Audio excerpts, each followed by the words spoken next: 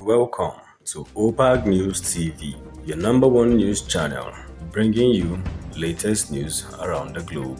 First, we bring you our news highlights. DSS prison officials clash at Lagos courts over Emefiele's custody. Resident doctors embark on indefinite strike. Women's World Cup, Philippines stun co-host New Zealand with 1-0 victory. Nigerians buy the cheapest fuel in the world. Eniola Badmus defends Tinubu. And now we'll bring you our news in details. Officials of the Nigerian Correctional Service (NCS) and operatives of the Department of State Service (DSS) on Tuesday fought over the custody of the suspended governor of the Central Bank of Nigeria, Godwin Emefiele. The secret police and the prison officials clashed over the agency to take custody of the suspended and embattled Apex Bank chief after Justice Nicholas Owibo of the Federal High Court in Lagos admitted Emefiele to bail in the sum of 20 million naira. The judge also ordered that Emefiele be remanded at the correctional center pending the fulfillment of the bail conditions. Shortly after the ruling, DSS operatives strategically positioned their Hilux pickup van used in bringing Emefiele to court in a manner suggesting that they wanted to take him back to their detention center. This prompted Emefiele's lead counsel, Joseph Daudu, a senior advocate of Nigeria, and other lawyers to raise an alarm about their client's planned rearrest by the secret police. However, when the prison officials moved to take Emefiele into custody pending the fulfillment of his bail conditions, the secret police challenged them and it led to a fight.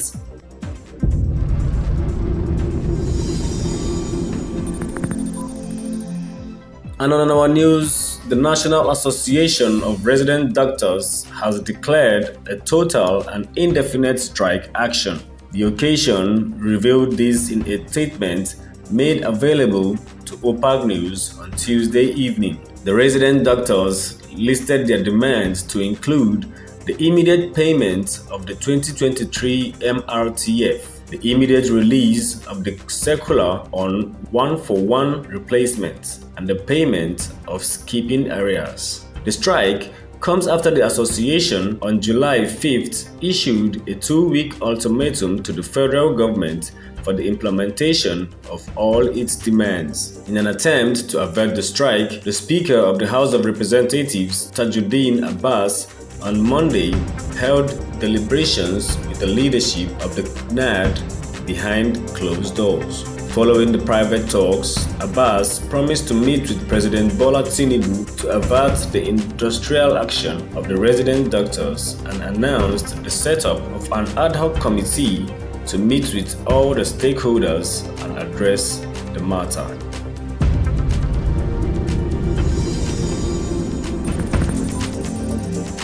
And in football, the Philippines made history at their first Women's World Cup with their first goal and first win on Tuesday, holding on under pressure to upset co-host New Zealand. The football fans themselves had only 5 days earlier celebrated their first win ever in the tournament against former champions Norway. Sarina Bowden shocked the Wellington crowd with the match-winning goal in the 24th minute. This result leaves Norway bottom of the group after they were held to a frustrating draw by current group leaders Switzerland.